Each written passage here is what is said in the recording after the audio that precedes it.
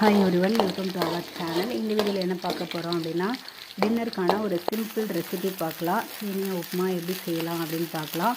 அடுப்பில் வானல் வச்சுக்கோங்க. தேவையான அளவு எண்ணெய் ஆட் பண்ணிவிட்டு தேவையான அளவு கடுகு ஆட் பண்ணி, கடுகு நல்லா பொரிஞ்சு வந்த பிறகு பச்சை மிளகாய் கருவேப்பிலை ஆட் பண்ணி வதங்கி வந்த பிறகு தேவையான அளவு ஆனியன் கட் பண்ணி வச்சுருக்கிறத ஆட் பண்ணி, ஆனியன் நல்லா பொன்னிறமாக வந்த பிறகு தண்ணி ஆட் பண்ணிக்கணும். தேவையான அளவு உப்பு தண்ணி ஊற்றும் போதே போட்டு நல்லா நம்ம கிண்டி விட்டுருணும்.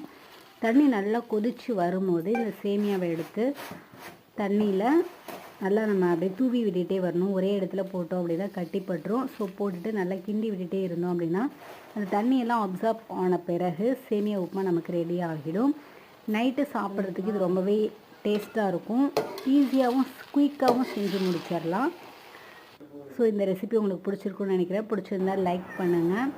தேங்க்ஸ் ஃபார் வாட்சிங். Thank you all.